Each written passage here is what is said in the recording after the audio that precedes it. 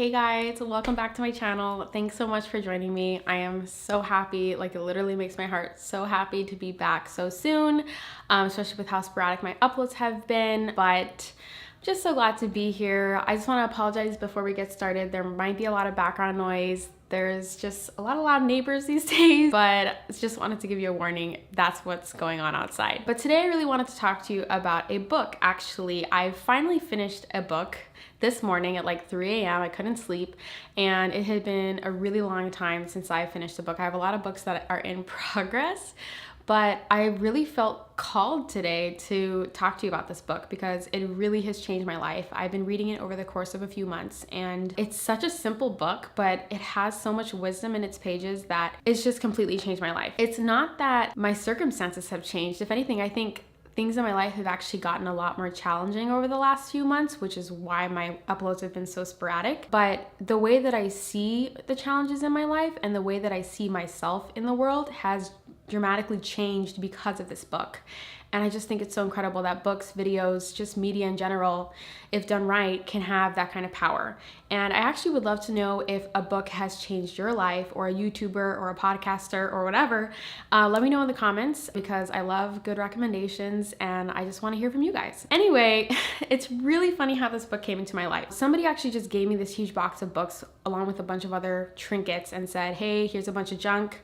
I don't want it. Whatever you don't want, give to Goodwill. I'm trying to get better at not bringing garbage into my life, but I was like, oh, you know, I like free books. I'll look through this. So I look through the box and I see the book and it has the word happiness in the title. And I mean, I know that sounds cheesy, but I really needed some happiness in my life. And that's literally the reason why I kept the book. But I didn't really open it for a long time because it was by Matthew Kelly.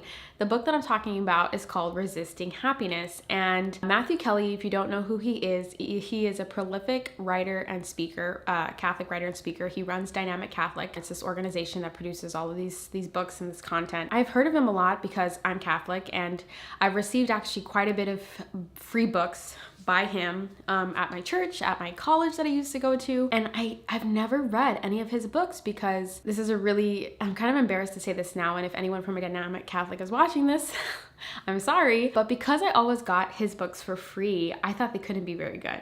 So that's why I didn't read it. But you know, the title Resisting Happiness was really appealing to me, and I was just at a place in my life where nothing seemed to be working and I just was always feeling down. I mean, you guys know I struggle with anxiety and depression, so sometimes I feel down for absolutely no reason, but I'm always looking for something to inspire me and lift me up every day. So I started to read this book, and it's great because the chapters are actually super duper short, and every chapter ends with like an action item and a key point to summarize the chapter. And there was just so much wisdom. It was basically this guy, Matthew Kelly, who's had decades of experience teaching people, spreading this message. I mean, all kinds of messages, but just like really uplifting stuff all over the world. He has a lot of wisdom to share. And I love learning from anyone who's been through stuff. And he has an incredible journey, and he shares a lot of it in this book. Actually, I want to show you the book. So it's this yellow, bright yellow cover, Resisting Happiness.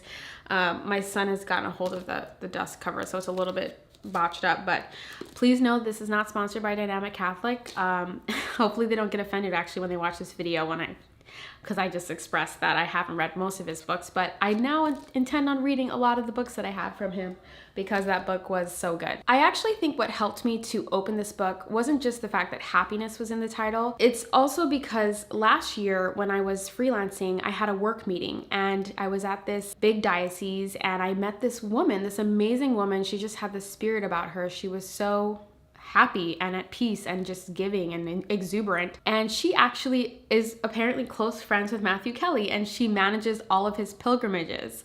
And I thought, oh my gosh, how weird is it? I didn't obviously say like, oh, I have a lot of his books and I've never touched them. Actually, I think I did say that.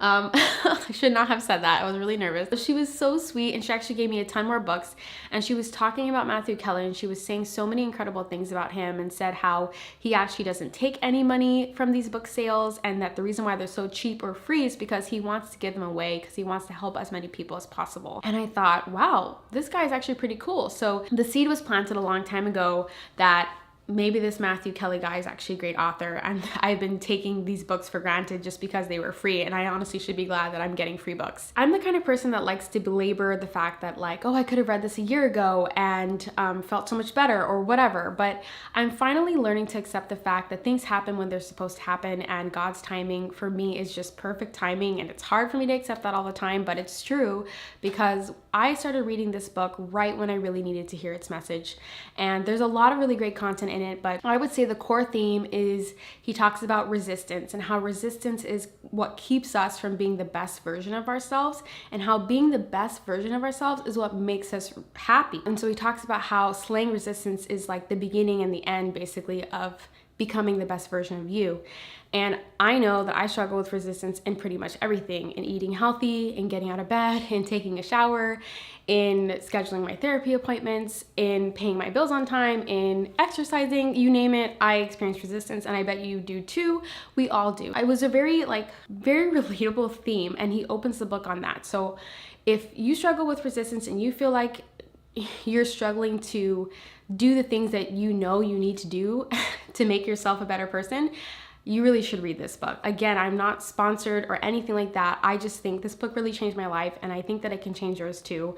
And that's why I'm making this video today, because it's just so important to me that I share this. Like, really, like, my circumstances have not changed. If anything, things have gotten more difficult, but I feel better equipped to handle things. And I think that's huge, especially if you struggle with mental illness and some days just suck because just because your brain says they suck. It helps so much to kind of have an outside perspective, even if it's from a book, to kind of bring you out of that funk and bring you out of your head and into the world and what you can do for yourself to be happy. Anyway, so there's a lot that is in this book, but again, I think the takeaway is going to be different for everybody who reads it. I kind of came up with 3 takeaways that were really important to me, really resonated with me, that I want to share with you guys as well. The first takeaway is naming and acknowledging resistance. He talks about how resistance defeats us almost every single day, hour to hour, day by day, year by year sometimes, because we don't acknowledge that it's there. We don't give it a name. We don't see that it's working in our lives and messing with us and screwing with us.